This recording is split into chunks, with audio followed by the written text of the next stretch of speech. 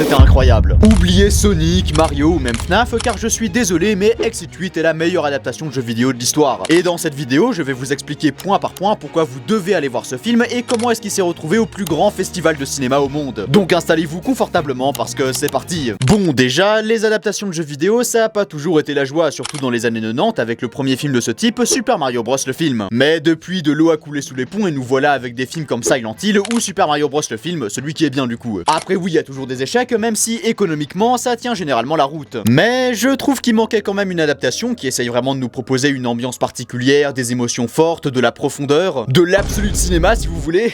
Eh bien c'est arrivé le jour de la sortie de Exit 8. Bon déjà, c'est quoi Exit 8? Eh bien c'est un jeu indépendant avec un concept très simple. On marche dans un couloir vide qui se répète à l'infini. Le but, repérer les anomalies et faire marche arrière à chaque fois qu'on en trouve une. C'est donc un jeu d'horreur qui a eu énormément de succès sur internet et c'est très certainement ça qui fait qu'aujourd'hui on a cette adaptation japonaise réalisée par Genki Kawamura. Et déjà premièrement, le film est très fidèle à son matériel d'origine, je m'explique. Déjà on a toujours cette esthétique liminale qui faisait partie de l'identité du jeu. Alors pour ceux qui savent pas ce qu'est l'esthétique liminale, en fait vous connaissez sans savoir que ça s'appelle comme ça vu que c'est tout simplement l'esthétique des backrooms. Donc ces lieux très familiers habituellement remplis de vie comme des métros ou des bureaux mais qui sont anormalement vides, ce qui donne un sentiment de malaise. Mais également du mystère et de l'incompréhension, c'est pour ça que c'est une esthétique souvent associée à l'horreur car ce qui fait le plus peur à l'être humain c'est ce qu'il ne comprend pas. Et j'ai totalement ressenti ça devant Exit 8 face à ce couloir dans lequel le personnage est bloqué et qui n'a l'air d'avoir en tout cas au début aucun sens ou même but. Et le personnage principal qui est aussi paumé que nous aide aussi beaucoup à ça. Mais le film s'inspire aussi de la mise en scène du jeu vidéo, déjà il s'ouvre sur un long plan séquence à la première personne. Ce qui rappelle évidemment le jeu Exit 8 qui est à la première personne et le film par la suite va continuer à nous proposer des plans séquences. Et bon déjà les plans séquences c'est hyper compliqué à faire, surtout que là j'avais l'impression qu'ils ont dû construire 3 fois le décor pour faire les plans séquences qu'ils ont fait. Et en plus ça rappelle le jeu vidéo où généralement le gameplay est filmé en fait en plan séquence. Et c'est d'autant plus évident quand la caméra suit le personnage de derrière comme dans la majorité des jeux à la deuxième personne. Donc la mise en scène reprend plusieurs codes du médium d'origine, ce qui montre un certain respect pour le JV. Mais ces plans séquences permettent aussi aux spectateurs de vraiment ressentir l'enfermement de ces lieux, tu n'as aucune échappatoire et tu vis le cheminement de ce couloir en temps réel. Et il y a aussi tout le travail autour du son qui est peu présent, le film est assez silencieux, mais dès qu'il se passe quelque chose de bizarre, des bruits sonores très étranges arrivent d'un coup, ce qui amplifie le sentiment d'étonnement et d'incompréhension. Mais le film raconte aussi quelque chose, je vous explique tout ça. En fait, la thématique principale, c'est la parentalité et les responsabilités qui vont avec. Tout commence par la scène d'intro, le personnage principal est dans le métro et voit une mère avec son bébé. Le bébé pleure, crie, ce qui énerve un homme qui engueule la mère. Mais le personnage ne prend pas la défense de la mère et passe son chemin, sauf que par la suite, il apprend par un téléphone de son ex qu'il va être papa. Et son ex lui demande s'il est d'accord d'être le père, sauf que notre protagoniste hésite car il a peur de ne pas être à la hauteur. Mais à force de marcher dans le métro, pour une raison mystérieuse, il va se retrouver à rester bloqué dans un couloir infini. Et tout ce qui va arriver par la suite va être une représentation de ses peurs. Une des anomalies par exemple, ça va être des cris de bébé assourdissants ou bien à un moment les affiches vont commencer à le fixer du regard. Ce qui illustre sa peur du regard des autres car c'est pour ça qu'il n'avait pas aidé cette mère pour ne pas confronter le regard de cet homme. Mais cet endroit va aussi lui créer de la honte en le confrontant à son acte de ne pas avoir aidé cette mère et son bébé et va se demander si j'ai pas le courage de faire ça, comment je peux avoir un enfant. Mais ce lieu va aussi lui donner la possibilité de se rattraper, le personnage va rencontrer un gosse dont il va devoir s'occuper et à un moment va carrément devoir se sacrifier pour le sauver. Mais c'est pas tout car à la fin la scène de la mère et son bébé qui se font engueuler va se reproduire et le film suggère que cette fois-ci il va défendre la mère, il est donc enfin prêt pour avoir un enfant. C'est un peu comme si une force extérieure au début terrifiante l'aidait à évoluer. Mais donc c'est un film qui se concentre surtout sur la psychologie de son personnage, de son évolution et beaucoup moins de l'horreur en vrai. Et c'est l'élément qui diffère le plus du jeu, sauf que le but du film c'est plus d'être un film psychologique qu'un film d'horreur. Alors les fans de Exit 8 vont peut-être dire oh c'est nul, ça respecte pas le jeu, et c'est vrai, sauf que bon ce qu'il propose à la place je le trouve très intéressant. Mais y a pas que ça comme différence, parce qu'il y a tout un passage qui se concentre sur l'homme qui marche, donc celui qui tourne en rond dans le jeu. Et déjà ça permet de créer du mystère et de l'étonnement, parce que si le film ne faisait rien de différent par rapport au jeu, bah y aurait aucune surprise pour ceux qui y ont joué. Mais ça permet aussi d'aborder une autre thématique, la déshumanisation par le travail. Elle est notamment abordée lors d'un dialogue entre l'homme qui marche et une femme qui lui dit que tous les matins il doit faire la même chose, aller au travail avec le métro, puis rentrer, et que ce serait en fait comme une forme d'enfer ou une sorte de déshumanisation. Et cet endroit qui se répète à l'infini et te demande de fuir le changement, pour moi représente aussi cette condition. Mais au final, ce personnage ne devient plus